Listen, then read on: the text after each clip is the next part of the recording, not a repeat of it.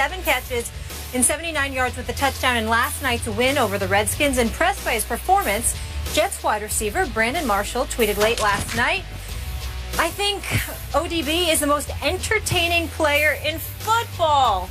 Swag, most entertaining ever is at Ocho Cinco." All right, guys, who is the most entertaining player in the NFL right now, Stephen A.? Well, I don't think it's Odell Beckham Jr. I think he's spectacular. I think he's a spectacular young talent with an incredibly bright future ahead of him, so long as he can stay healthy. His hands are magnificent. We all know that. And it's not just a one-handed catch that he had against the Dallas Cowboys last year, which was the catch of the decade that most of us would say, as far as I'm concerned. But we just know that he has elite hands and he can just do those things. Nobody's refuting that. But I would dare anybody, I would challenge anybody to sit there and definitively say that I'm wrong when I say the most exciting receiver in the NFL, would have the most entertaining, is Antonio Brown for the Pittsburgh Steelers. This dude is absolutely sensational. First of all, he's a threat in special teams, number one. Number two, most of the stuff he does is after the catch. It's not just catching the football, it's what he does after the catch. You saw that play that he had against San Francisco last Sunday when he got down to about the 5-yard line or 2-yard line, something like that, when he went in one direction and then turned around and went the other, and it had everybody scurrying all over the place to find him.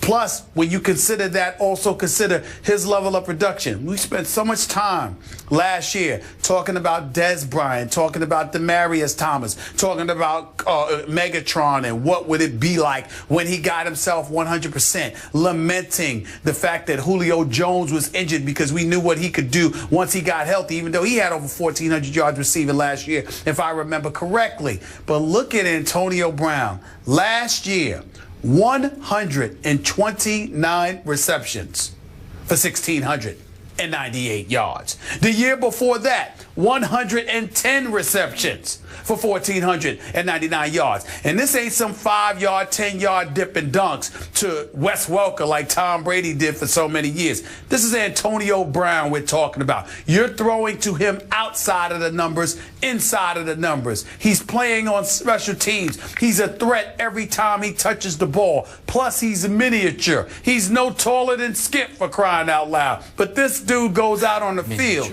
and does major damage. And I would say to you that as great as Odell Beckham is and obviously will be, I'd like to see him do what Antonio Brown is doing on a consistent basis, because this kid is spectacular. Of course, he won a Steeler over a Giant, but I understand. Rightfully so. By the way, whatever. Y'all are getting all personal. I'm slightly insulted that you referred to me as miniature. Yeah, he's not You're going to make me take my shirt off? I didn't say that. Yeah, I didn't say that. Miniature. I just said he's about your height. Yeah, It ain't like you 5'2". I'm just saying he's not Megatron. Okay. That's all I'm saying. Thank you. I got it. All right. Okay. You know, it is very interesting, to Molly's point. You picked a player on the team that you liked the most from your childhood days, Pittsburgh Steelers. Mm-hmm. Okay, I'm going to evaluate this question. I'm going to sort of define this question by, would I go out of my way to watch that guy play on television if I had other things to do? Would I say, I just can't miss that guy? Okay. Antonio's not that guy. I know him off the field. I like the heck out of him. He's a good little dude, and I know he's a little dude by NFL standards. He is a game changer. You made a very strong case and an almost case closed kind of case. So I can't knock it. I'm not saying you're absolutely wrong about this. Now back to Odell Beckham Jr. I'm with you about this, and I don't want to use this question to knock him, because he's really good. We all agree with that. But would I go out of my way to watch him play on television? Not yet. He hasn't got me there yet. To your point, it wasn't the catch of the decade against my Cowboys last year. It was the greatest catch I've ever seen. I still see it, and I marvel at it. But I feel like a lot of people, especially out in the Twitterverse, are waiting for the next one of those. So they're on the edge of their seat. Maybe Brandon Marshall is. I don't know. waiting for the next one of those. He made a good catch last night in the end zone to snatch the ball away from the defender because he's big time. But is his captivation factor the highest in football right now? I would rather watch Antonio Brown than I would Odell right now. But that may change at some point. Now we're back. That may change. Now we're back to where's your heart? Where's my heart? Throw it up. Okay, I got two things here that I'm going to throw out. Number one, and this is kind of my 1A on entertainment value. Listen, Rob Gronkowski is captivating to me, and I'm a Brady fan more than I'm a Patriot fan, as you well know. But I got to tell you, he does something every game where I say, I'm not sure any human is capable of doing that right now. So it's entertaining to me. He's like, this is way before your time, but our beloved Mike Ditka, he's the modern day Ditka, because in his day, Mike Ditka as a tight end was just so much bigger and stronger and faster than anyone who could cover him or tackle him, that he was the man among boys on the football field. He was King Kong. He was, to Rex's point last week, it's going to take King Kong to guard Gronk one-on-one. And so that's entertaining to me, to my eye, like, because I'll see him make a pretty good catch because he's very athletic with great hands. He'll snatch a ball, then he'll run over somebody. I'll say, nobody can do that. I'm not quite finished, but go ahead. Go ahead. Then I raise my hand to speak, to interject, because I'm wondering, should we change this question in this regard? Rather than who's the most entertaining player in the NFL now, why don't we just sit there and give some perspective about where we're coming from? Because, Skip, when I think about a Rob Gronkowski, I think about his celebrations in the end zone, because I love it. Like when he was in England, and he just showed him against St. Louis.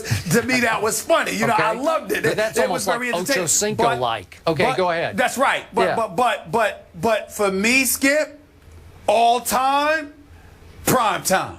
All right, that's fine. I wanted to see this dude high step at some point. You know, even when he wasn't scoring, just watching Dion with special teams prancing back and forth, waiting for the ball to come his way. You had people at the edge of their seat; they'd run from the concession stand. I'm with you. What is he going to do? I would tune him in. As a Falcon, I would turn him in. As a Cowboy, as a 49er, I would want to watch him. Okay, I'm with you. That's what I'm saying. Okay, he was the show. To present day, to now. Again, I grew up a Cowboy fan, so excuse my bias here.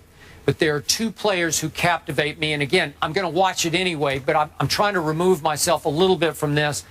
Dez Bryant captivates me because he plays so angry. He plays with such positive rage.